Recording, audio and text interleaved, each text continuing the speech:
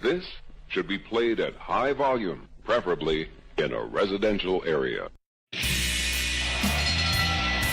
Ladies and gentlemen, it is now time! Oh, no. Oh, yeah! I finished these fights. Give me a hell yeah! Top Rope Nation. Learn to love it. It's the best thing going today. What's up, guys, and welcome to a landmark edition of the Top Rope Nation Wrestling Podcast, episode 60 of this crazy show. I am Ryan Drosty, the founder of the podcast. We started this thing back in the summer of 2016. We're glad to have you along for the ride. And joining me tonight, first off, I'm going to introduce the man that has been with this show, I think since episode 2 or 3 in August of 2016. I think the number 60 has some significance to this man, Kyle Ross. 60, is that on average, Kyle, about the number of beers you drink per week? Yeah, maybe in my heyday, not so much anymore. It was a rough night last night in Cleveland, so maybe 60. I had a few cocktails. I mean, I was hitting the hard stuff last night. Ooh wee. You know, Kyle, I actually, believe it or not, somewhere around the 3-minute mark of the fourth quarter, I actually think I tried crack for the first time. Just throw that out there. You know, if it wasn't for my association with you, Kyle, I'm not sure if I would be cheering for the Cavs, but I have been, just, you know, because of our friendship. Yeah, and I have been appreciating the greatness of LeBron James this playoffs. Oh, thank you. And we were texting back and forth last night. I thought they might pull it out. Did not do it, but that's what she said. But yeah, it's been a fun playoffs to watch, and maybe we got some surprises left for us. So we'll see what happens. Yeah, the surprise might be when I call you guys tomorrow begging for help tomorrow night. I hope not. Asking for Western Union payments. Do they still do that, by the way, or no? I think so. Did PayPal kill off Western Union? I don't know. I think it is still around, but probably not. When was the last time longer. someone Western Union someone money? Please tweet the show if you've received any Western Union payments in the last 10 years. Maybe you could ask Chael Sonnen, because I saw the report that he gave an interview this week and said WWE offered him, I think this was back in 2010, offered to wire him $1 million to walk out on his fight with Anderson Silva. I think it was at UFC like 115 or something like that. So maybe they were going to use Western Union. Who knows? Vince McMahon is old school. Yeah, that's true. Oh, wow. I didn't see that. Yeah, we can get into that one. That's actually a pretty interesting story. But I love when Vince Jr. goes all 1983 on us. You know, I just love as much as they want to say the company's changed. You know, you just can't take the old Vince Jr. out of Vince Jr., can you? No, you can't take the old school wrestling business out of an old school promoter. That's for sure. Speaking of old school, speaking of surprises, this man joined the show in, I believe, January of 2017. We're on episode 60, and I think Justin joined us around sometime in the 20s, and he has been with us ever since. The third amigo here on Top Rope Nation. What's going on, Justin? Pretty good. I'm still recovering from that travesty of the loss of tacos on Raw. Well, you know, I don't know. I don't know Constable Baron Corbin already. I don't know what was worse, the total waste of those tacos or the total waste of watching that 3 hours. This was not the best week of WWE television. SmackDown was all right. Raw was pretty much a throwaway show, except for a couple segments. I don't think we're going to do our usual highlights of TV this week. We've got quite a few topics on deck to talk about that I think is going to take us through the whole 60 minutes, but we'll see what happens. Before we get to all that, get all the promotions out of the way. If you are listening on iTunes, go ahead and hit the subscribe button. I have seen we've got quite a few new subscribers in recent weeks, so we appreciate you guys tuning in, checking out the archives. Last week we talked about the Survivor Series history show that Kyle and I did back in the fall of 2016. And Kyle, I was looking at our download numbers the other day, and that was one of the top 10 most downloaded episodes over the last week. So some people actually did go back and check out that show. Oh, So, wow. Yeah, that was Where did we interesting end to see. off, by the way, on that? I think we went to 89 or 90. We only did Okay. the first few years. Okay. We should do some more of those. That'd be a was real fun. hoot. It was fun. I liked it. We need to do more nostalgia for sure. I agree. So, yeah, thanks, guys, for checking out those shows on iTunes. You can check out the full archive on there. You can check out topropenation.com. We've got links there to all of our merch. Thanks to Kyle's friend Brian for supporting the show and setting in his pictures of sporting the Top Rope Nation merch out and about. We appreciate that. And I think there's probably a sale. God. He's going to be thrilled he got a shout out this week on the show. Yes. I think there's a sale coming up, which we will be promoting sometime in mid-June. I was looking on the Spreadshirt website. I think there's a 15% off sale coming up. So we will definitely mention that on a future episode. But you can see all the merch. We've got shirts. We've got mugs. We've got beer glasses. We have whatever you need. Top Rope Nation. It helps out. Check it out. topropenation.com. So, Kyle, I'm looking through the show notes here. You wanted to kind of start off with some NXT discussion because we had a pretty good conversation last week about Money in the Bank, pretty historical conversation on what's happened in the past, where they're going this year, and we got into NXT TakeOver Chicago just a little bit, and we didn't really get too much, though, into the main event. I know you had some things you wanted to talk about with Johnny Gargano, so I'll let you just fire it off right now.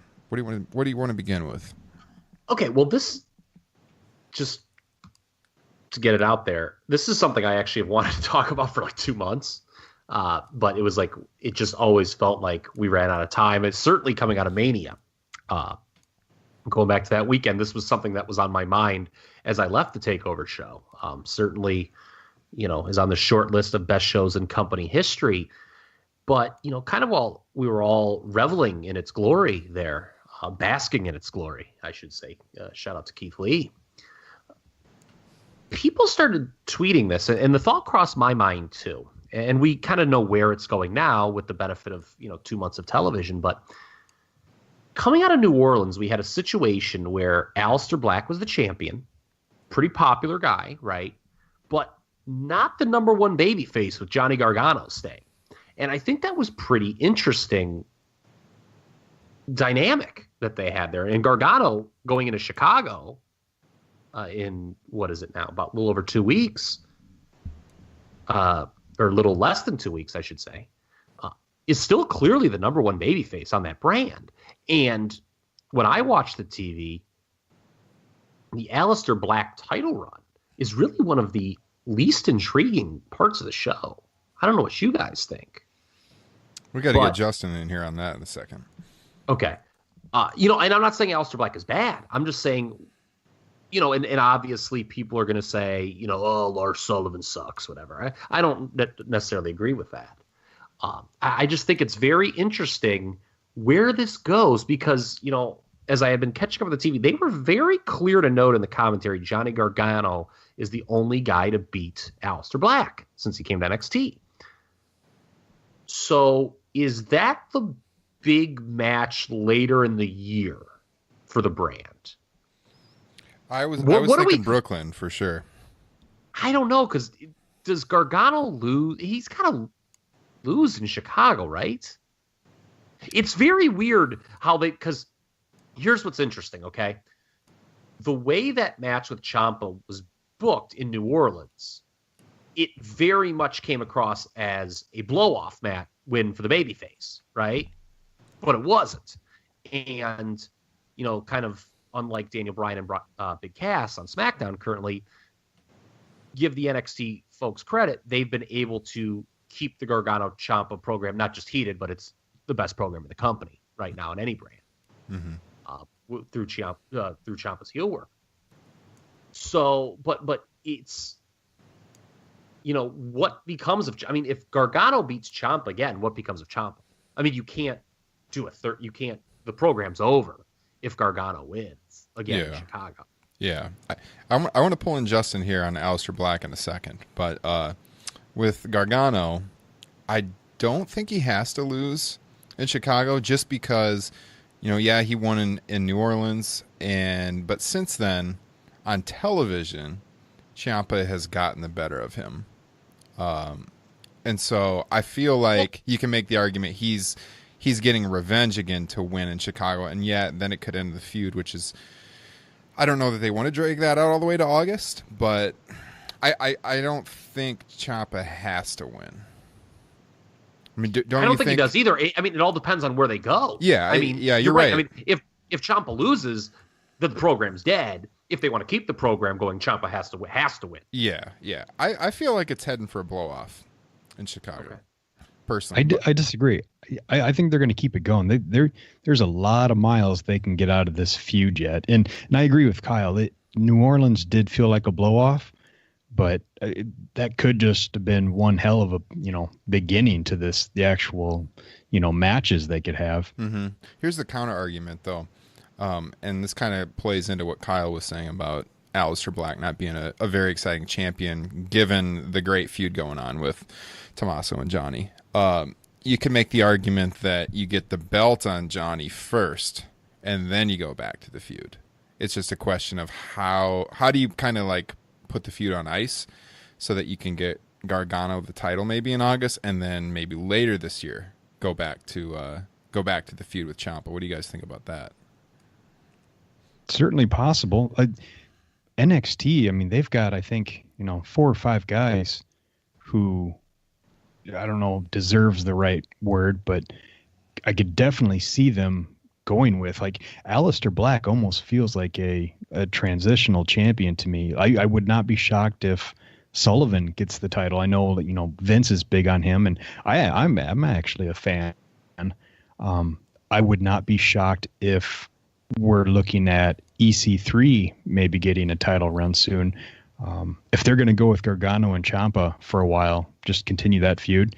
That feud definitely doesn't need the title. If Chicago is a blow-off for that feud, though, Gargano either needs to get in the title picture or he's got to go up to the main roster. Do you think though that it would benefit from having you're right, it doesn't need the title, but do you think it would benefit from having the title? I don't know. WWE isn't a company that drags out feuds forever if they feel the same. Like, they always add something to it. So you add the title to the feud and it ramps it up another notch. I just have a hard time seeing them continuing this feud beyond June with it just kind of staying the same. I feel like they have to elevate it somehow. Well, the ultimate argument for what you just said would be Michaels Jericho in 2008, which arguably did not need the title, but they did it anyway, if you remember. Yeah. They took it off CM Punk in that bizarre scramble match pay-per-view here in Cleveland when he didn't even lose. They just, they had Orton run the injury angle on him. Yeah. And then next thing you knew, Punk Jericho was a title program. Mm-hmm. Yeah, that's true. I think, to me, the money for NXT is Johnny Gargano chasing the title. Like, I actually thought when I went into the building and was talking to my buddy for TakeOver in New Orleans that they should have Almas retain and have Gargano, who lost to him 3 or 4 times, chase him for the title. And then have Aleister Black go to the main roster. They obviously did not do that. So I just think it's very interesting where, because to me, Johnny Gargano can be the face of NXT. I don't think there's a rush. I know as soon as someone gets good down in there, everyone starts running, oh, this guy should be on the main roster. I don't think they should rush Johnny Gargano. I think Johnny Gargano he's so endearing and could, if he already isn't, he will likely become the most popular NXT superstar of all time. So do you put the belt on Ciampa first then? And I don't know. That's what I'm saying. It's very odd that it wasn't a clean thing coming out of New Orleans because they've got the babyface champion. Yeah. And they did, in the commentary, like I say, tease, that Gargano, and they were supposed to do a match, and then that's when they ran the big injury angle where Ciampa attacked Gargano. But yeah, in commentary, they played it up big that Gargano's the only one to beat Aleister Black. So I think it's really interesting coming out. We'll know, I assume, after TakeOver, we'll have a better idea what the direction is for Brooklyn. If Ciampa wins, like I said, the program goes on. If Gargano wins, that program's over. And then what becomes of Tommaso Ciampa, by the way, after this feud? Yeah, that's because as great a work as he does, man. I always tell people, this guy, he'll kill it on the main roster. There's been issues with that, man. Mm-hmm. And he's not a big guy. No. He's chiseled as hell, though. That guy is cut. He's in better shape than me. Yeah. He definitely feels more of like an NXT lifer. I think he'd be better suited for, long-term NXT life. Mm-hmm. He would definitely get lost in the shuffle on the main roster. I can't see them doing this. So another item I had, well, actually I forgot to put it on my list, but I mentioned to you guys ahead of time, was Shawn Michaels in this one more match situation. How he's now all of a sudden seems more open to doing it. Mm-hmm. Tommaso Ciampa, this was just like something he probably just did it on his own, obviously, but he tweeted something about Michaels, of course short-haired Shawn Michaels would mention my name, and he did you guys see this tweet? Didn't see it. All right, people should look it up. Ciampa, he tweeted something about short-haired Shawn Michaels, and I got to thinking, I was like, man, okay, if you need something for Ciampa to do, you have to take advantage of what a red-hot heel he is right now down there. Can you imagine if he was the one to work Shawn Michaels? But I can't see Vince allowing Shawn Michaels' comeback match to take place in NXT. No way. No, and there's no way it'd be against Ciampa. Yeah. Yeah. Well, HBK threw out Gargano. He threw out that. Yeah, he sounded too though like he wanted to do a tag match, which I found odd. That would suck. What, man? God bless you, Hunter. Is all I can say. These guys, you hear these guys. Batista always says, "Oh yeah, I wanted to come back into a program with Hunter." Mm-hmm. I was kind of with Meltzer. Meltzer touched on that in the Observer last night, where he's like, it doesn't sound. He's like, to me, I'd rather HBK just work as a solo quote unquote dream match than teaming up with Hunter and rehashing 06 DX. Yeah, no, he was right on with that. I read that too in the Observer this week. Because man, I'll tell you what, Shawn Michaels. I don't know if I've ever said the show, was like my favorite wrestler growing up. Mm-hmm. But when I remember, what was it, at Raw 25, they came out because it was late in the show. It was at the Manhattan Center. That crowd was getting surly because they weren't getting much. I had never seen Shawn Michaels come across as less cool than he did back in January. It was the dad jokes that it was bad, man. It was bad. Even when he had the Dutch boy painter haircut in 2002. And the That terrible wasn't good. brown trunks at Survivor Series 02. You hate those trunks. Oh God, they were mentioned that terrible. many times. Look, a lot of people, and probably rightfully so, had an issue with kind of how his character was portrayed, even when the company was built around him as the babyface champion in '96. Mm-hmm. But I don't know. He just, there's so many potential look, the dream match scenario does not always live up to the hype. To be honest, more often than not, it fails. But there's just a lot of appealing options to do with Shawn Michaels to put over a younger talent. Oh yeah, he would have to do a singles match. It would not be worth it. Well, it would not be worth it for a tag match. It just wouldn't feel special. I don't think. I'm with you. Shawn Michaels is one of my top 4 favorite wrestlers of all time. I think we all want Shawn Michaels versus Jinder Mahal. I think we can that would safely be say good. that. That would be great. Oh man.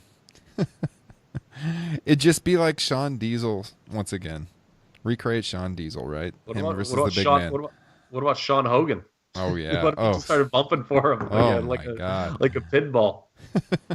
and then the next night when he finds out he's not getting his job back, Hogan won't do the honors for him. Sean starts Raw by telling everyone how fake wrestling is.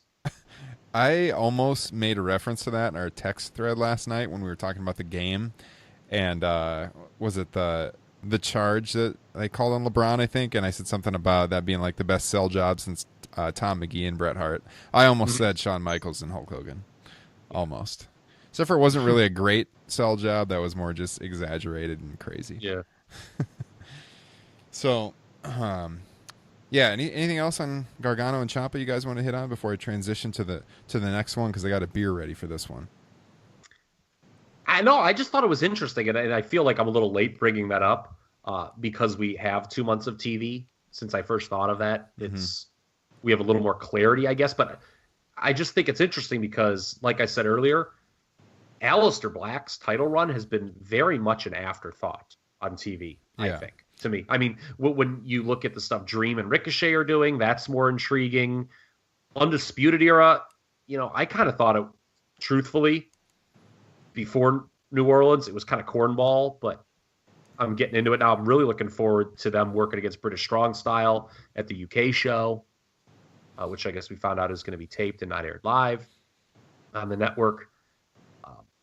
It's just like Aleister Black, EC3 is intriguing, and he's not even going to be on TakeOver. I gushed over Shayna Baszler last week, and will continue to. I mean, she's just unbelievable.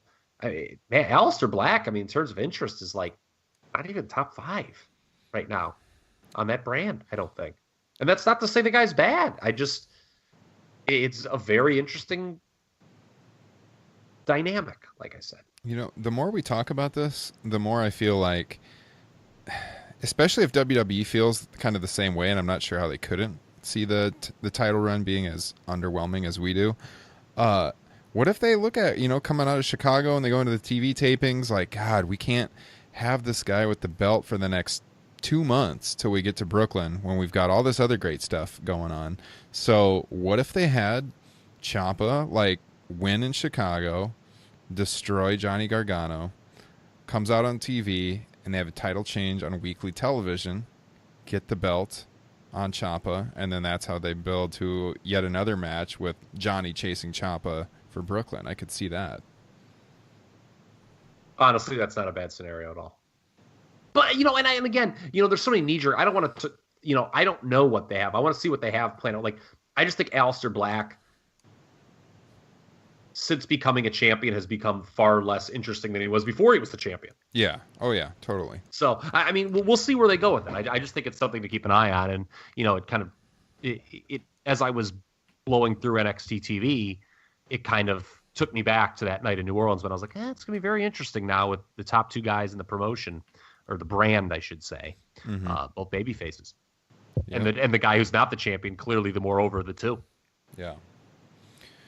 Well, the next topic I have on hand here, guys, I've got my Bell's Two-Hearted Ale ready to crack open here, and a toast. Let me get this ready here. A toast to one Phillip Brooks, CM Punk. You're stealing Bruce Pritchard's gimmick there, by the way. Yeah. I hope he doesn't sue us. Well, we're going to have to be careful how we talk about this one, guys, because I don't want Chris Amon to come after us. But got to hand it to Colt Cabana and CM Punk, who got a huge victory in court earlier this week over WWE's resident Dr. Chris Amon in what has to be seen as kind of a joke of a lawsuit. I don't know what your guys' feelings are on that, but... I have questions for you guys regarding this thing. I'm confused about the entire thing because, I don't understand how either side won. Because to me, it seemed like no one won. I don't think. CM Punk went on Colt Cabana's podcast and bashed the doctor, and it seemed like to me the main reason was he had a quote unquote baseball-sized cyst or something on his back. And you look at all the stuff from that Royal Rumble, and you can't see it anywhere. So that's true. I actually don't understand how they won, other than the doctor just kind of pouting about being bullied and the fact that he wanted that's what the lawsuit was over. That's the thing. It's Punk and Cabana didn't really win. I think that's a misnomer. I'm not trying to. Well, their pocketbook certainly did. because they would have had to pay out. Yeah, exactly. And so I frame it as they didn't lose. Right. And there still is some hardship here for Punk. I mean, there's legal fees, and, you have to feel bad for Cabana, who, was not a WWE headliner for multiple years and thus doesn't have the kind of money Punk does. Mm-hmm. He's not making that UFC money. Yeah, and it's funny you bring that up. I mean, Meltzer was spot on with this, that this trial taking place the week of his fight is like a disaster. Yeah. Oh, yeah, for sure. I mean, nobody thinks CM Punk's going to win after what we saw the first time. Yeah. But now, yeah. I mean, my God, forget about the 1980 U.S. hockey team. Forget about Buster Douglas. I mean, if he won Saturday, it'd be the greatest upset in the history of sports. Well, I wouldn't go that far, but he totally disrupted his training, and he did claim though he's still been training twice a day while the trial is going on. I disagree though. I do think this is a victory because, well, first of all, maybe I'm understanding this wrong. I'm not a lawyer, but I was under the assumption that since he won, he didn't have to pay a nickel out of pocket. Even his attorney fees. I thought his attorney fees had to be covered by Chris Amon because he was on the losing side. No, I could be wrong, but I thought I read that was actually not the case. Okay, because I thought I had heard the winning side would have their fees checked, but I don't know. Because I read yesterday, because I thought that too, and then because I had read legal fees not covered, and that's why I said what I said about Cabana, because somebody had made that point, like, man, you got to feel bad for this guy. Mm-hmm. The guy's just doing a podcast and he gets dragged through all this shit. Because stuff Punk says, and he doesn't have the money for it. Well, I do think though also on the winning side though there's like a PR standpoint where Punk feels like he got one over on WWE because this was Chris Amon's lawsuit, but Punk has been clear he believes that this was kind of coming from WWE itself, and he believed they were bankrolling. Yeah, they were bankrolling the lawsuit. So from that perspective, Punk, who's still very frustrated with WWE, still has a lot of ill feelings towards them. It's got to feel good. So I do think it is a victory. Well, yes, I think personally, yes. I think the fact that he, something you said at the top, this was, I don't know if it was a dumb lawsuit, but my God, had the jury found for Amon, that opens a Pandora's box. Yeah. Especially in today's society. If you could be found liable for the stuff that Punk said on the podcast, my God, you would have just opened Pandora's box for lawsuits out the ace, in this situation. This stuff happens every day. Yeah.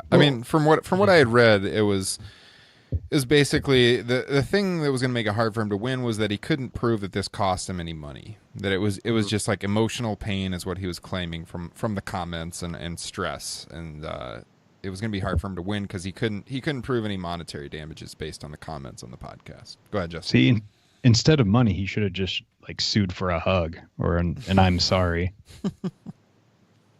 He could have brought Bailey to the trial. She's not okay, but the whole thing was slander, right? Which I guess the thing I can't wrap my head around is all the stuff I've read. It's like it looks like a lot of it might have been slander, or at least to the point where how can you prove it wasn't? Well, it goes beyond that Royal Rumble though. Punk was talking about stuff going on throughout the fall of, what year was that? 12 or 13? I think the fall of 2013 too, where he was claiming misdiagnosis, and there was something about the different medications he was being prescribed and how like a Z-Pack or something like that. Yeah. How multiple injuries and infections were being handled. But the Royal Rumble was the culmination of all of it. Mm-hmm. Yeah, well, I just want to jump in, guys, because I read Illinois actually does not allow for legal fee recovery in defamation cases. So Punk is still out that money? Yes. Okay. As would be Cabana. Yes. So I wonder if Punk will help him out on that. They're good friends. They go way back, sure. Yeah, I would hope so.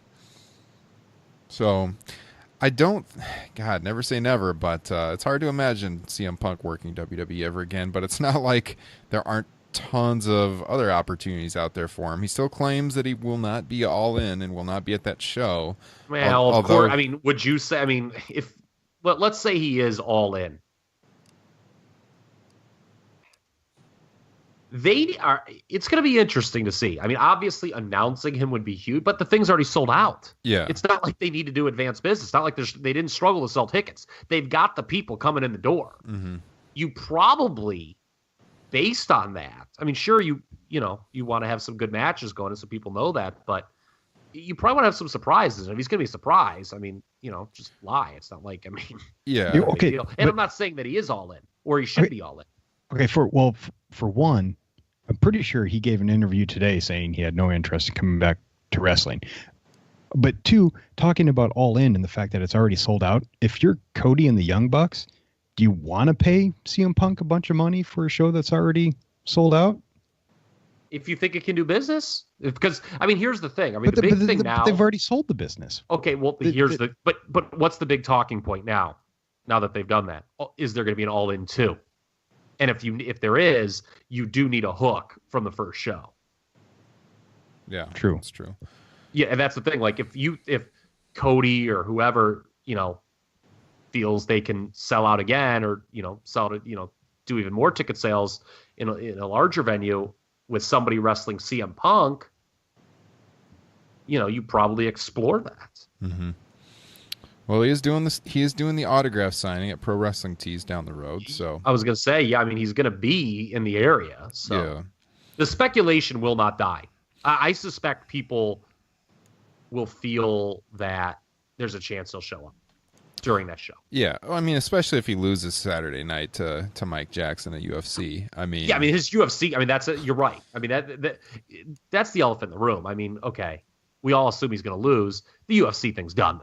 I mean, that's one avenue that's just completely shot. Yeah. If he wins, everything, this entire conversation is null and void. As far as WWE, it's like Bret Hart came back. It took 13 years. But Bret Hart did come back. And can you say Punk is more bitter than Bret was at times with WWE? No. I don't know. I mean, keep in mind with Bret, it wasn't just the Montreal screw job. Right. Owen dying. Was there any kind of lawsuit though? Yeah. Well, the wrongful death lawsuit with Owen. Yeah. Okay. Bret was part of that. There was no lawsuit coming out of Montreal, but yeah, I mean, there was a lot of bad blood coming out. I mean, so to me, if Bret comes back, I mean, yes, he could. I mean, the situation is Vince sometimes gets his outside the box ideas. If he thinks he can make money using CM Punk, and Punk wants to make money, then of course Punk could come back. But it's not going to be soon, obviously, based on Punk's testimony. Well, he is arguably the biggest name out there for a wrestling return, and so yes, I would agree with that. I would agree with that. Yes, he came back to Ring of Honor or New Japan, it would be massive. Yes. Well, Okay, here's a question. Would CM Punk returning to WWE be a bigger deal than Hulk Hogan returning to WWE? Yes, bar none. By a billion times. Would it? Okay. Wow. Okay. Just because Hulk's came back so many times already. Yeah, exactly. That, and who cares if he comes back? I mean, is anybody antsy for a Hulk Hogan return? Dude, I have. And to do what? Okay, hold on. See, I'm an objective individual here. And I'm also, I like to welcome people of all opinions and creeds in the world of wrestling.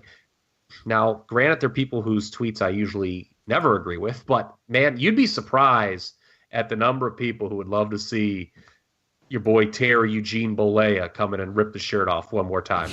You would be surprised. Well, I mean, there's no doubt there's a market for it and stuff. I just don't think it's to the level of CM Punk, who still gets the crowd chants. God, they were chanting his name at WrestleMania.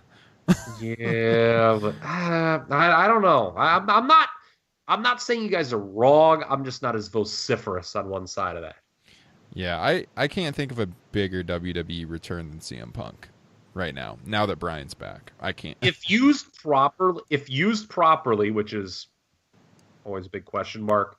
It would be bigger because the thing with Hogan is Hogan even capable of doing a match? You know, I don't. No, I mean, like, if he comes back, is it just like as a goodwill ambassador? I mean, there's a better chance, despite what Hogan did, I still think there's a better chance he comes back than Hogan. I think they're going to find a way for that to happen. Yeah, I mean, just with Hogan, it's like, all right, what was he doing? He was like a tough enough judge. You know, it was like, it's kind of throwaway stuff. Nobody really cared too much. Whereas Punk went out. This hustle, loyalty, respect thing was really catching on, brother. Remember that? Yeah. Punk went out as like a guy who could have or should have maybe main evented WrestleMania that year. Well, I mean, you talk about main eventing WrestleMania. I mean, Hulk Hogan's done that once or twice. No, I know, but like long time ago. Punk is more current. Okay. Is what I'm saying. I think both returns would be big, but I just think Punk's, because it's so unexpected, even more unexpected than Hogan, I think. The thing though, Hogan's return will get mainstream coverage. Oh yeah, because it's Hogan. Would CM Punk's return like show up in one of those 5 boxes on Yahoo.com? Well, okay, but I don't know. Hulk Hogan's return would probably get some negative attention too. That's true. That is a very legitimate point. Yes, there would be people saying, "Is this right to do?" Yeah. I don't know. I think a lot rests on this UFC fight Saturday night, because if Punk wins, he's gonna stick around. He's gonna do it, and he's definitely has some pretty long odds to win. But the guy he's fighting, my job, I don't even know. The guy he's fighting is also 0-1, and they both lost to the same guy, Mickey Gall. So it's ironic because Mike Jackson and Mickey Gall fought for the chance to face CM Punk in Punk's first fight, and now Punk will have fought both of them. It's kind of weird how that shakes out. So yeah. I don't know. I will not be buying the pay-per-view, but I will follow it online. Do you guys follow UFC very closely? I'll be honest, last several years I went downhill. Same. It's ironic given my takes on this program, but in the Lesnar era, I was following a lot more closely. Yeah, same. I don't follow, but I would if it was more predetermined and interesting. More storylines. Yeah, exactly. They had good storylines for a while, but I mean, I don't know. I just feel like, you talk about oversaturation, with the WWE product. There's just way too much UFC product. It was hard to keep up with, and I kind of just made a decision like, no, I just have other things to pay attention to. And hey, Vincent Kennedy McMahon has bested UFC because, what is it, by 2020, WWE's television will be paying out more than UFC's television. Yeah. So he conquered that one. Look for a lot of broken links in f4wonline.com/archives. Yeah. So, I think I wanted to move next into this Daniel Bryan discussion. I mentioned there a second ago, now that Bryan's back, I thought Punk's return to WWE was the biggest one. And Bryan has still not signed a WWE contract. He's reportedly looking for some creative control in a new contract. Who can blame him?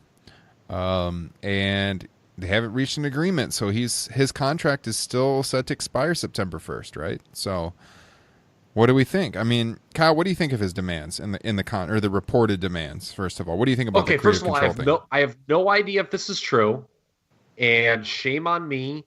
I wanted to look this up here real quick while you were talking, and I was hoping you were going to throw it to Justin first. Well, but it's okay. I can find we can roll with it. I just wanted to give credit to the entity that reported this, and I can't remember. I think it was like Dirty Sheets, which I feel a little dirty mentioning that. Oh my, whatever. Goodness.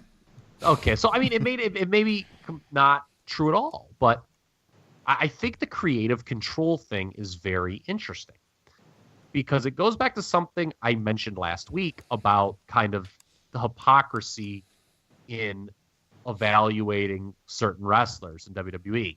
Last week we talked about, if a guy that everyone loves isn't doing well, fuck this promotion. They don't know. They're not doing them right. But if it's a performer, maybe like a Bobby Lashley that not everyone is in love with, well, this guy's not very good. And to double back to this creative control thing, it's funny because for years and years and years, it was, let's make no mistake about it. It was one of the reasons that killed WCW was all those top guys, particularly Hogan, having creative control. And God bless them. They were able to negotiate those deals, tip your cap to them, but it was, while it may have been to their own individual benefit, it was not to the benefit of the promotion as a whole. So it'll be funny because if Daniel Bryan, let's say this is true, and he gets some creative control, everyone's going to be really happy about that. Right. And I think that's pretty interesting. Mm-hmm. Now, you could argue, well, Daniel Bryan will do things that I like, whereas Hulk Hogan was an asshole and only worked with a handful of guys and none of the guys I liked. But at the end of the day, does that matter? And only 2 guys in WWF history, to my knowledge, have ever had a degree of creative control in their contract. Hulk Hogan, obviously, and Bret Hart. And we know how that worked out for the latter. Mm-hmm.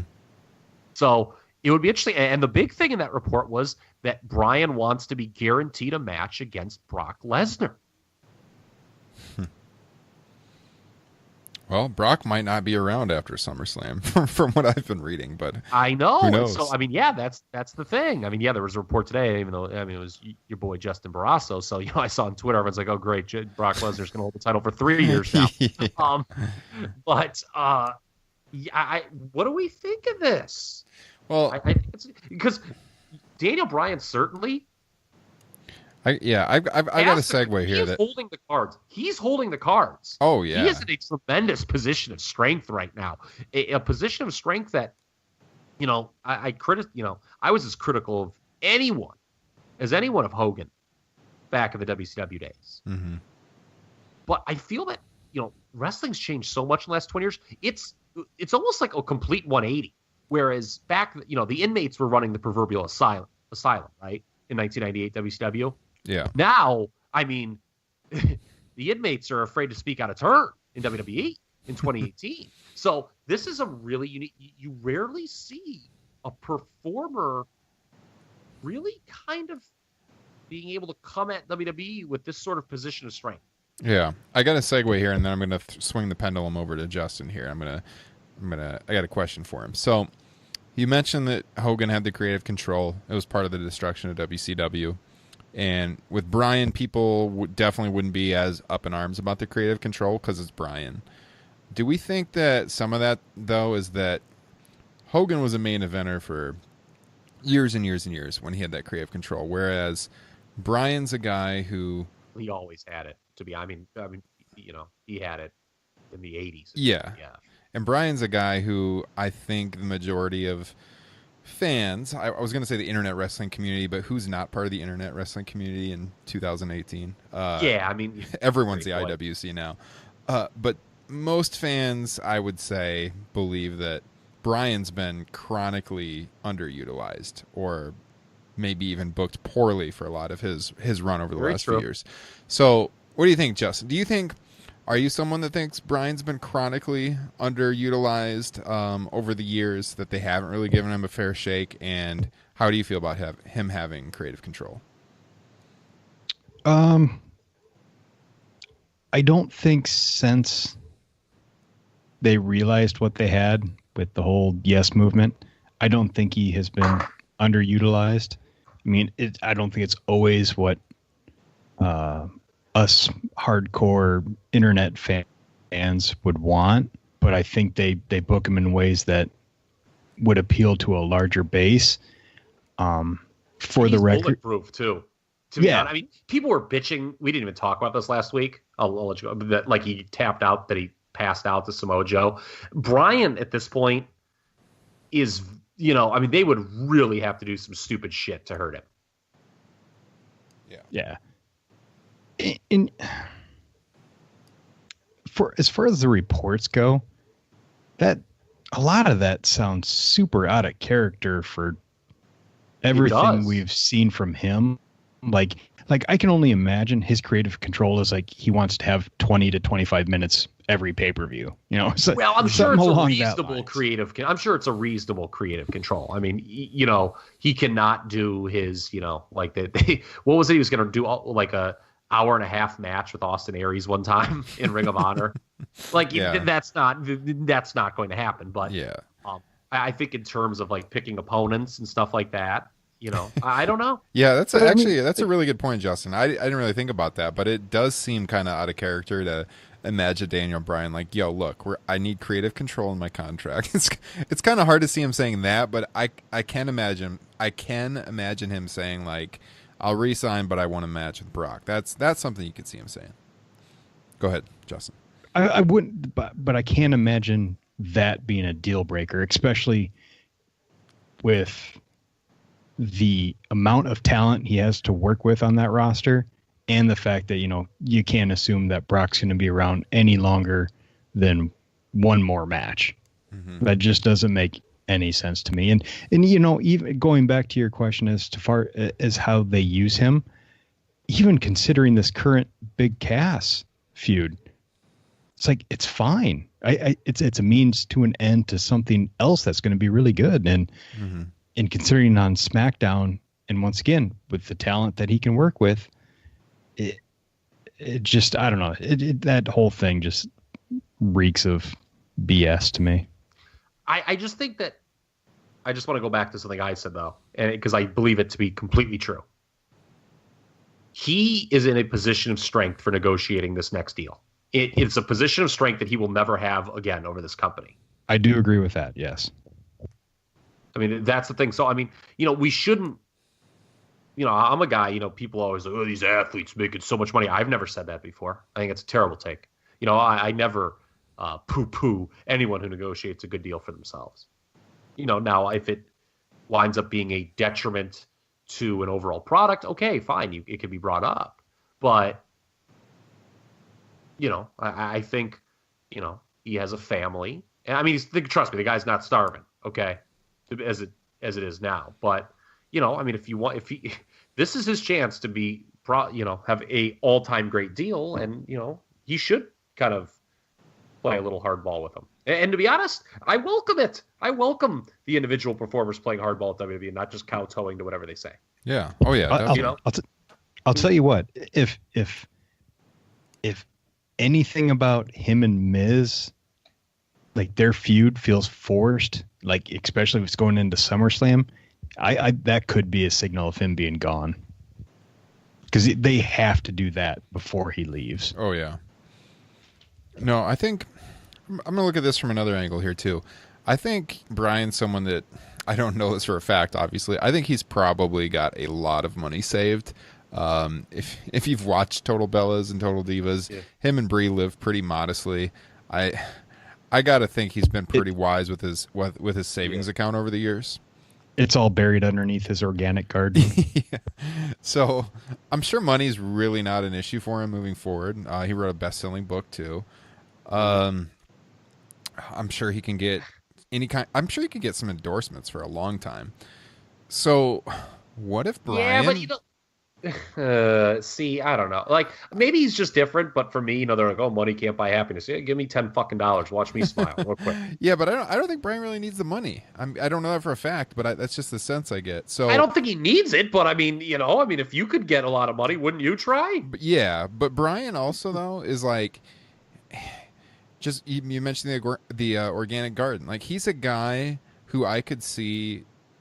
He's a wrestling nerd. He's totally a wrestling nerd. That's one of the reasons people like him so much, is he's so much like us. And we talked about this when he came back to wrestling. I think he was on like Jericho's podcast. And he was talking about all this stuff that he was planning on doing if WWE didn't clear him. And he was watching a lot of Lucha, and he was talking about working New Japan or Ring of Honor. What if the guy just really wants to, like, for a couple years, live out all these dream matches that he's been going over in his head for the last or year? I guess there's that. Okay. You know, he could always come back to WWE. Like, what if he really just wants to do that? Like, he doesn't need the money. He's a creative guy. Do you think he's going to leave? Do you think he's going to leave?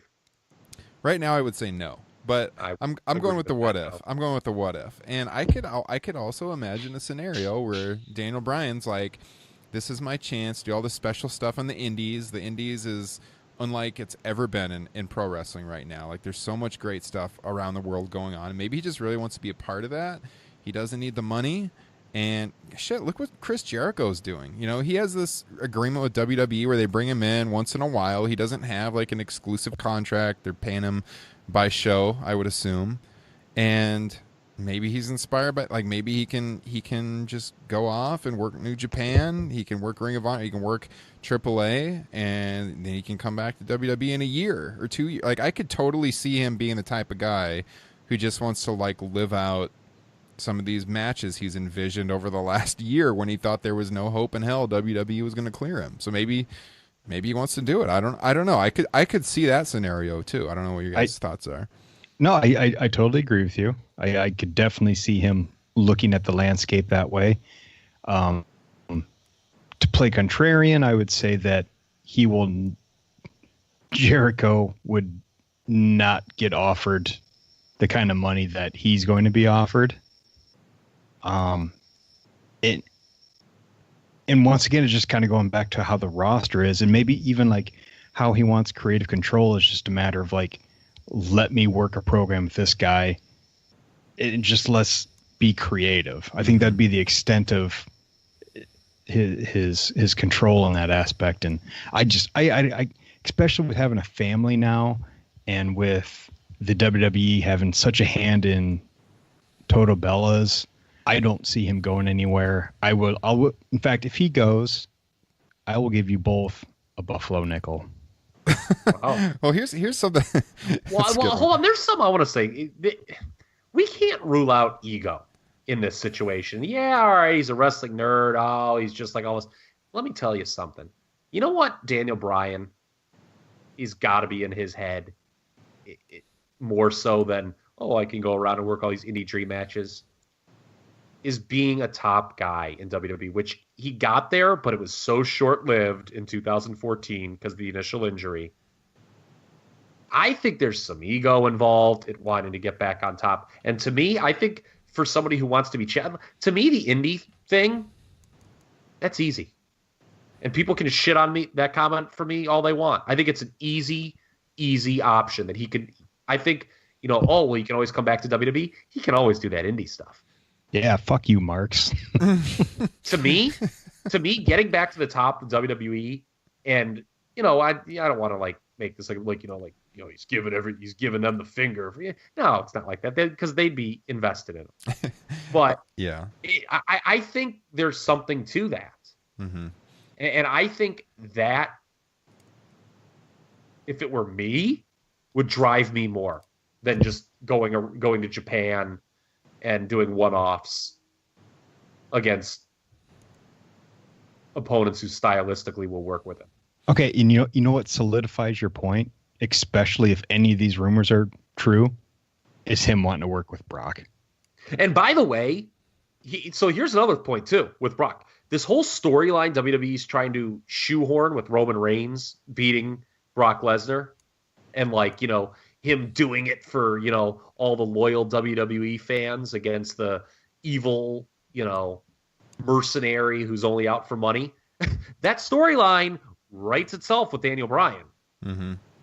The storyline they're trying to tell with Roman Reigns would be a lot easier to tell with Daniel Bryan. Yeah. Well, again, I don't actually believe he's going to leave, but I think there's a chance. I'd go 80-20, maybe 90-10 that he stays with WWE. But I think you can look at that ego argument from the other perspective too. A real too. Adam Schefter segment here. He didn't say that he isn't retiring. But I think you can go with the ego argument the other direction too. So here's Daniel Bryan, Bryan Danielson, who undisputed was the king of the indies for God, how long? Almost a decade. But indie wrestling then wasn't what it is now.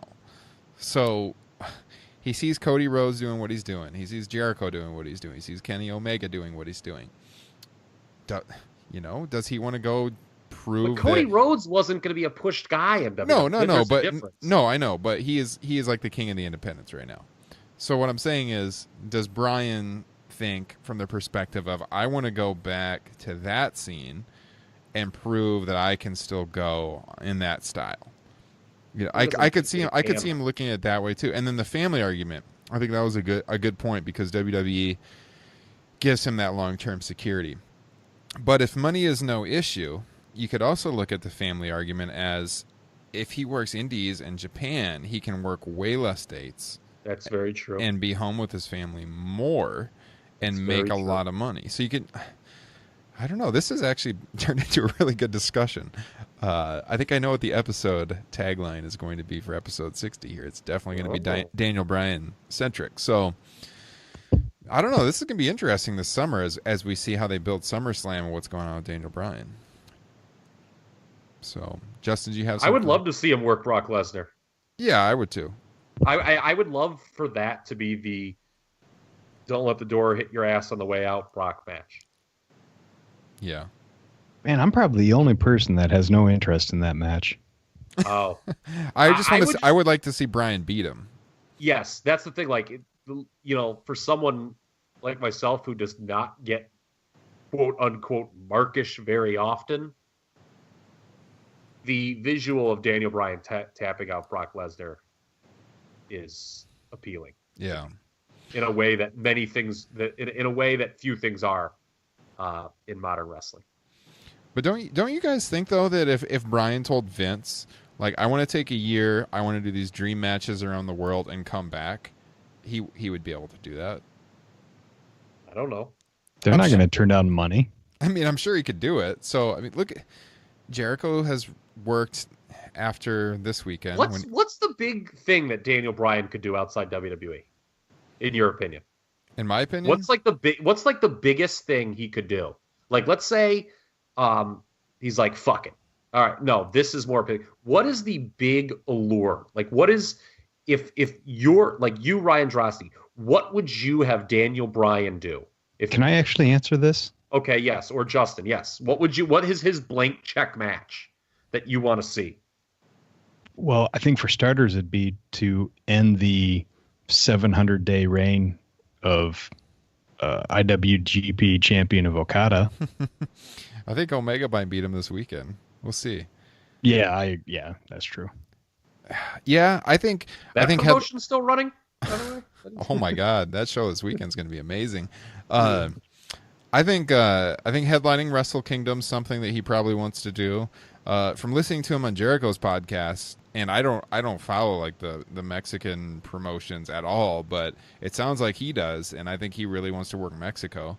For me, it would be headlining the Tokyo Dome. It would be like the ultimate match for him. Look at Jericho. All right, so he's worked Kenny Omega. He's going to work Naito this weekend. So Jericho, even though he's a WWE guy, has now worked New Japan's basically their top two faces outside of Okada this year. But Naito's probably the top baby face in Japan. You know what? There's a difference between Daniel Bryan and Jericho, in my opinion. I don't have a ton of interest in watching Chris Jericho in WWE. As much as we laud what he's doing, like, oh, yeah, the WWE, look at him. Look at Jericho. He goes to New Japan, and look what he's doing over there. I don't have a huge desire to see Chris Jericho work in WWE. That's what I was trying to get to earlier with, like, Jericho's never going to be offered the kind of contract that Bryan like Daniel Bryan offered. To me, I think the options in WWE, I know, how's it going, everybody? You won't like this, but I think the options in WWE are just better for him and are more appealing to me personally. They than Bryan Okada. No, they are. I just think what I look for in wrestling, okay, Bryan Okada would be cool for an hour, but then what?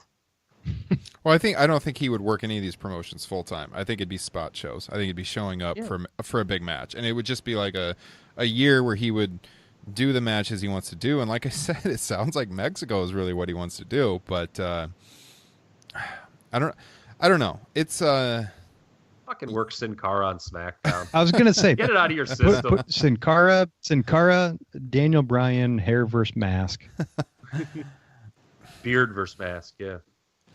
Well, WWE obviously thinks Jericho's a big deal still, and the fact that they've given him the freedom to work around the world and still call him crazy. Back, yeah, I mean, it's crazy. But at the same time, the guy works the Greatest Royal Rumble for like 5 minutes. I mean, he came in at like 49. He was not exactly an integral part of the fabric of that match. Mm-hmm.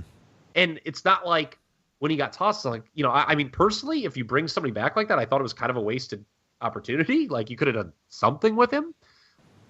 But, I'm not dying to see Chris Jericho on weekly WWF television or even semi-regularly. I mean, he's done it all there. Yeah, but before he left, what he did with Owens was one of the best storylines in the company.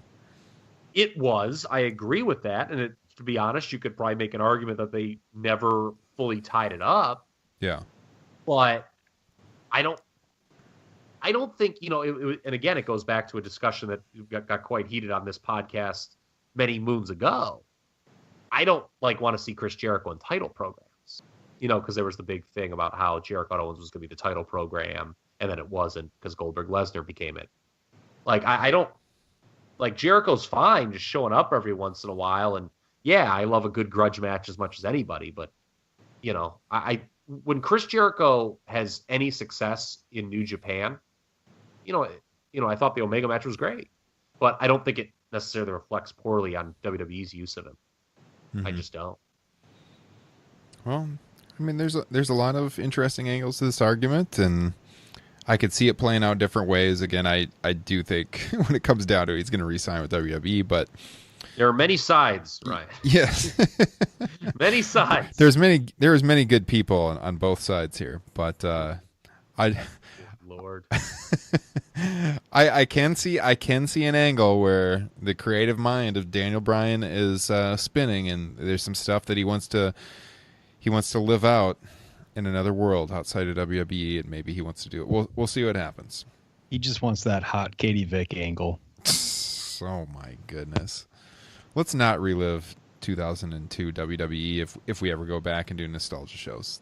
Can we just make that pact? Especially Raw. I mean, I'll do this. Well, SmackDown 6 isn't really that fun anymore either, but yeah, especially Raw from that time period. Dear Lord. Yeah, bad stuff. We wanted to hit on what's going on between WWE and their proverbial home in New York City, Madison Square Garden, which has it's been a topic this week that the relationship between WWE and MSG has become strained, and what we think is going to happen moving forward, because there's reports out there, speaking of lucha wrestling, that AAA wants to run the Garden. And so the fact that WWE has not been running the building for television in recent years, they are doing a house show, I believe. Is that correct, Kyle? There's a house show in July, is it? Yeah, July. Yes, July 7th. Okay. Yes. And Undertaker is coming back for that. Right. He's been on the marquee. I did see a screen cap of that. So what do we think about this? It has been the site of so many legendary shows over the years. It has been always looked at as WWE's home base. Basically, just because no one else is allowed to run there. Yeah. I mean, UFC's been running, so I mean. Well, yeah. I mean, another wrestling promotion. Yeah, I know. But WWE views them as competition, I guess. So, what do we think of the MSG situation, Kyle?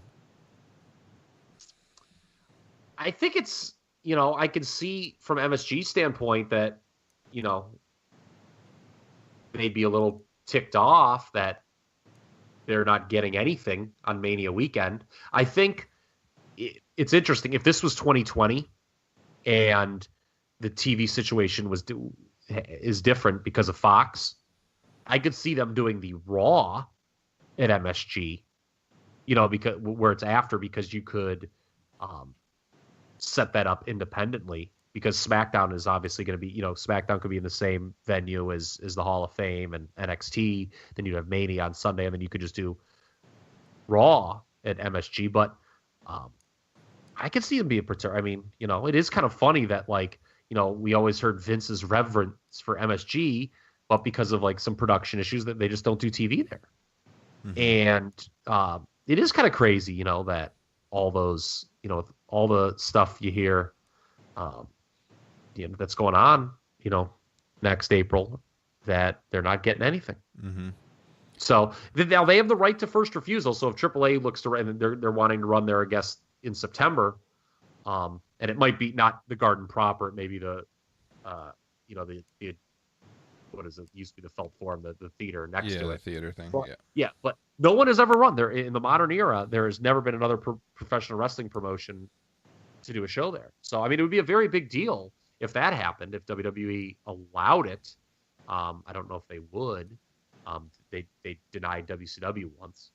Yeah. So, obviously that was more legit competition.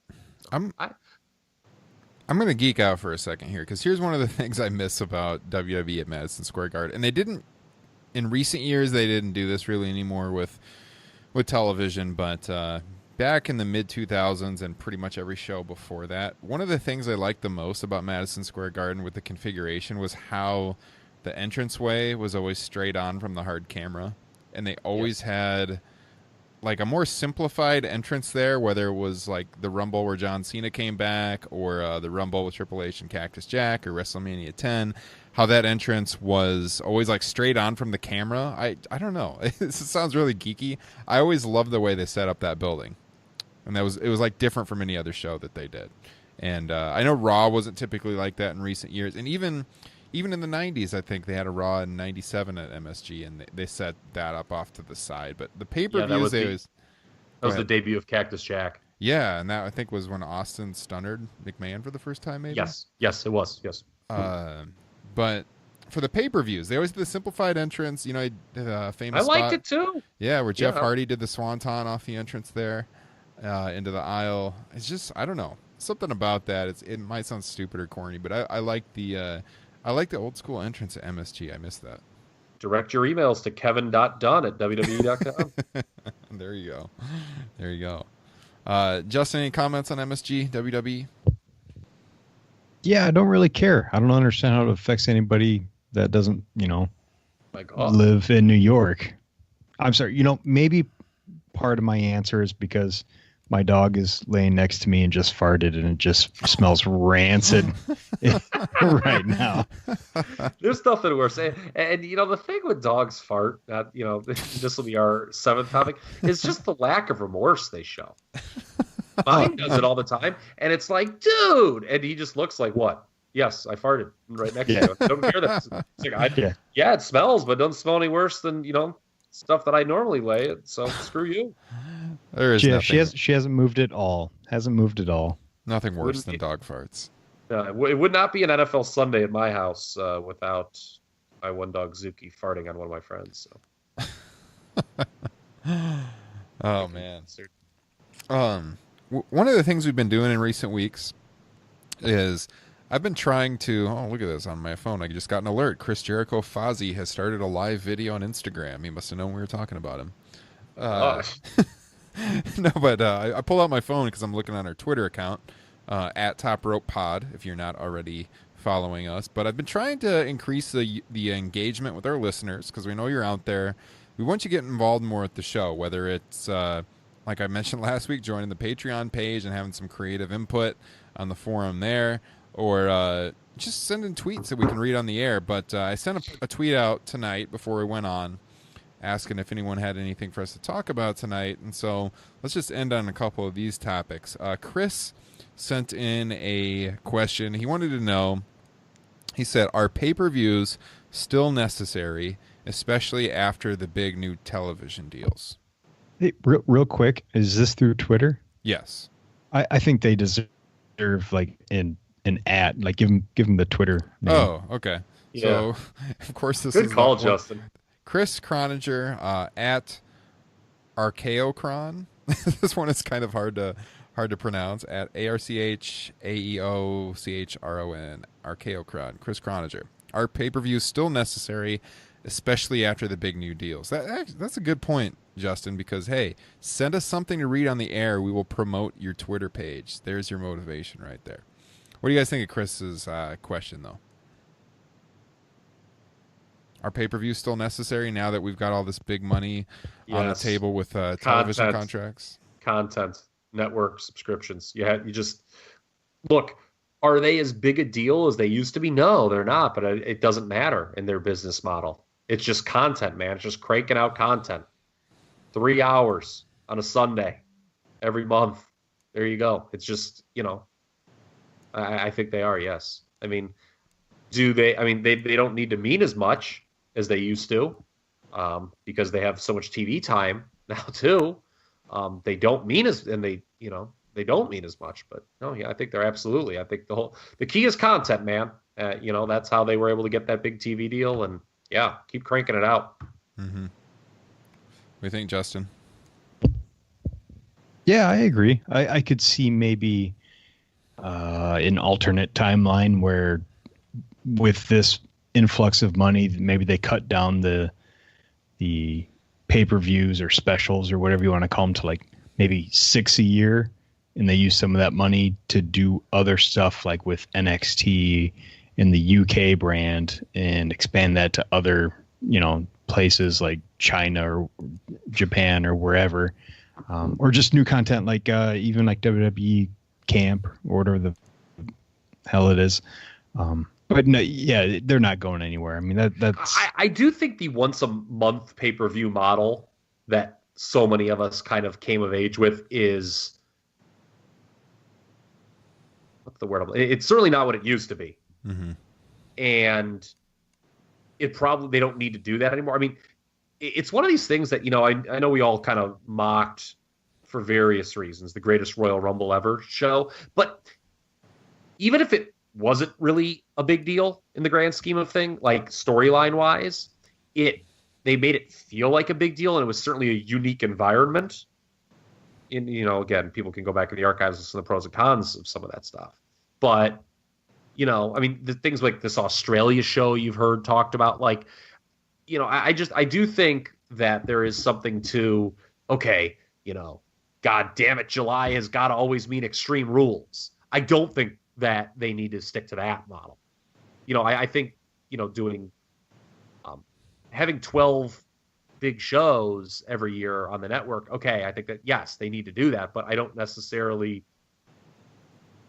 they could get creative with the spacing of them.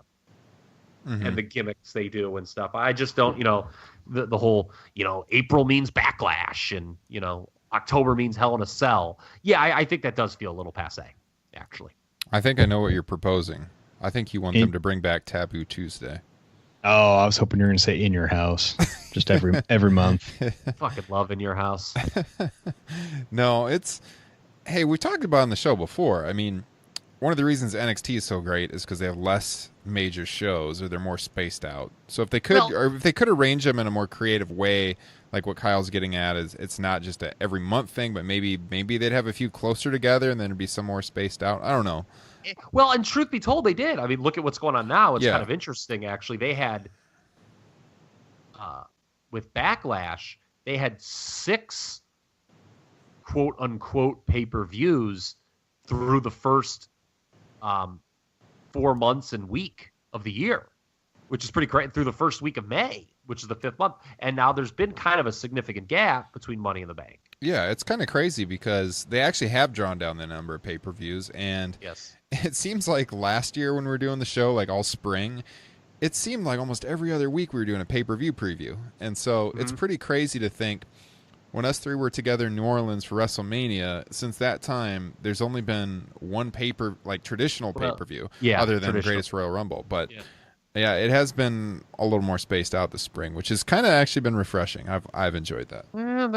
Sometimes the creative can get lazy with stuff. With it being Money in the Bank, it's like, okay, we've got our qualifiers now. Let's just have them wrestle a bunch of singles matches. Yeah. So I don't know. It's a good question, though. I think they are always going to be important because it does give you the ultimate show to build up your matches towards, and you can't. I just don't know what they would do. I just think that they're kind of comfortable. Mm-hmm. It's like comfort food. Like they've been doing it for so long. It's like, okay, we've got this show. We're going to write some TV, and it's gonna not necessarily peak at this, but we're just gonna build the matches that are gonna happen at this particular show. It's one of those things where that's just how they structure television, and like Kyle said, it's for network subscriptions too. I mean, no matter how much those of us like the hosts here in Top Rope Nation may like to turn on 1989 primetime wrestling, the majority of the people subscribing to the network are not subscribing for the archives. No. So yeah, they do need it for the network. So, but good discussion. Thanks for sending in that question, Chris. The other one, the last one I want to get to, is from our guy Derek down there in Memphis, Tennessee, and I do got to mention too. I wanted to mention Derek, the host of the Oversell podcast, friend of the show. Derek's been on Top Rope Nation many times. They have closed up shop on his podcast, which I was kind of sad to see. They've had a really good show, I think, for 129 episodes. And so Derek's a great dude, has a good podcast. It was fun to see him in New Orleans. Yes, it was. So hopefully we can get him on Top Rope Nation again here relatively soon. I told him that tonight when I talked to him. Actually, hopefully we'll bring him on multiple times in the near future. But Derek sent in a question, and he said, is it time for The Undertaker to stop working, period? Because he is coming back again soon. 2018 will be one of his most active years, I think, since like 2015 or something. Like he's doing the most matches he's done this year. I'll tell you what. Undertaker needs to stop working when Kyle stops eating Taco Bell. No. Which will never happen. Exactly. Yeah. I don't really know how to answer that, I guess. Like, I mean, people are into it, you know? I mean, you look at it, man, dude, I told you, I was in the, what do you call that? The concession area. When the Cena Undertaker segment started, when Cena's music hit, people, it was like the freaking stampede, man. It was like the Who concert in Cincinnati. I thought I was going to freaking die. Like, people were like into that. So, like, yeah. I mean, what can you say? I mean, yeah, okay, fine. I mean, you know, and in the territory days, guys keep going. I mean, if they're going to keep giving him money, and he was in that Shane match, yeah, it sucked, but it was the big drawing card at WrestleMania 32. Mm-hmm. Like, tickets legitimately they had been slow, and then they picked up when they announced that match. Yeah. So, I mean, probably not. Well, there is the ultimate proof from what Justin and I said on this show for weeks heading into WrestleMania. He had to be the dead man at WrestleMania. And the Stampede at the Superdome was proof that is what people wanted to see. That was, yeah. I mean, you know, I've been watching a lot of Mid-South recently. Forget about Bill Watts, man. That was the last Stampede in New Orleans. Bottom line, Taker. That Taker Cena segment, not, you know, Watts and my main man Stagger Lee. Yeah. Hey, man, I never get tired of it. I gotta say, I love the Undertaker for the nostalgia. I still love the long entrance, believe it or not. They can find ways to use him. I thought they used him. What they did with Cena this past year was smart. Mm-hmm. In the wake of that Roman Reigns match 2 years ago, which was very bad. Yeah. To be honest, he was on a real cold streak. You know, we've gotten so used to, you know, the Manias kind of. The ones in the 20s, I think, certain from like 23 to 29 was certainly the peak era of the streak. And then, you know, once he lost to Brock, that match sucked. Wyatt sucked. Shane sucked. And Reigns sucked. I mean, he had like 4 stinkers in a row. But, you know, they kind of found a creative way to use him this past year. And who's to say they can't find another creative way? You know, that reminds me of just a random thought, just a random horrible thought I had this week is, you know, the WrestleMania 33 with Undertaker and Roman Reigns they kind of made it look like it was his retirement, that he was done. And obviously that is not the case. So you have to look at that WrestleMania 33 match as more of a passing of the torch, that it went from Undertaker's yard to now it's Roman Reigns' yard. And all I know is I cannot wait for Biker Reigns. I think that is just going to be a great run. That'll be the heel turn right there. Yeah. Well, I think that answers the question. I think we all like seeing. By the way, did you see poor Roman? He was booed at that conference they were at yesterday. Yes. That's unbelievable. That's unbelievable. This guy just cannot get ahead. No. So we're gonna wrap this up here this week. I did not even talk to you guys about this off air, so we're just gonna have this discussion on air. But next week, we're not gonna be able to do our usual Thursday night show for you guys to be ready on Friday, because I'm actually going to be out of town Monday through Friday. I'm going to the great city of San Diego, California. God. Yeah, so I won't get back until Friday night. And so my thought was, that's a little late to do a TakeOver / Money in the Bank preview show. And we kind of previewed them last week, to be honest. So you guys can check those out on the archives. But we haven't done this for a long time. But if we want to get content out there, we might want to consider doing a Money in the Bank post show. So maybe we can think about that. Oh, I'll tell you what. I'll do it. It's Father's Day, and I haven't asked for anything, so that could be my present. Is maybe I get to sleep in a little bit so I can do that. So us three dads have our late night podcast after Money in the Bank. I think that might be our next show. So yeah, I'll do it. All right, because I was kind of going over this. I was thinking about it in my head today. And I'm like, there's just no way I can do the podcast during the week. I'm going to be out of town. And, I was going to tell you guys, you could do it, you two, if you wanted, but I don't know how I can post I don't even know how to hit record. Yeah, so... I don't know how to hit record. I don't know how to do any of that shit. I can. You've been with me before we click go on this thing. I can hardly fucking get my microphone working, man. I think you would just completely stress out to the max, Kyle. You would be swearing. You'd be throwing shit in your basement. Be waking up the baby. It would not be pretty. Bad scene. So that's my thought. So we may, check the at Top Rope Pod Twitter page for confirmation later. I just sprung this on these guys right now live, but we're just not gonna be able to do a show until the end of next weekend. So it's just I feel like Bradshaw when Terry Funk sprung his retirement on him on Fully Loaded '98. Yeah. So it'll probably be after Money in the Bank at the earliest. We come to you the next time. What if I wanted to come out here and said, no, I don't want to fucking do that. I'm not going to do it. No. Yeah. What a heel turn. Well, you know what? If we do the post show for Money in the Bank, that's only 2 weeks out then from when we might be doing a live podcast. And we will talk about that off air too, because I think there's a very good chance that's going to happen. Sweet. All right. So stay tuned for that. But Kyle may be in Justin and I's neck of the woods in about 2.5 weeks. So hopefully that's on the horizon. Or wait, it's 2.5 weeks, 3.5 weeks. I don't know, something like that. End of June. End of June. All right, it would be 22 days. 3 weeks. 3 weeks. Okay, a little over 3 weeks. So, all right, that sounds good. Good show, fellas. Thanks for all the listeners out there tuning in, as always. Like I said earlier in the show, iTunes, subscribe, give us a 5-star. It takes 2 seconds. The more 5-star ratings we have, the higher we'll rank on iTunes and Stitcher Radio. Tune in, all of that. Patreon.com/TopRopeNation. TopRopeNation.com. Any parting words, fellas, before we take this home for the evening? We need to do this podcast in Tokyo so they can give us 6 stars on iTunes. There we go. I love it. Hell froze over on Tuesday morning. I texted my buddy. I'm like, I got high hopes for the Constable, Baron Corbin.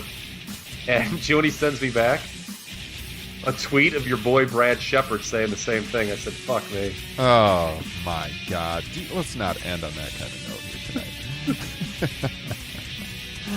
Oh, Brad. We haven't mentioned Brad on the show recently. He's kind of been out of the news. He's been out of the headlines lately. Sad. Very sad. Seen his analysis? No, he blocked me a long time ago. I haven't seen any of this analysis. Oh, good for you. Yeah. All right, episode 60 is in the books. Thanks for tuning in. We will catch you guys after Money in the Bank. Have a great week. Have a great weekend. Hit us up on Twitter @TopRopePod, and we'll see you all next time. Peace.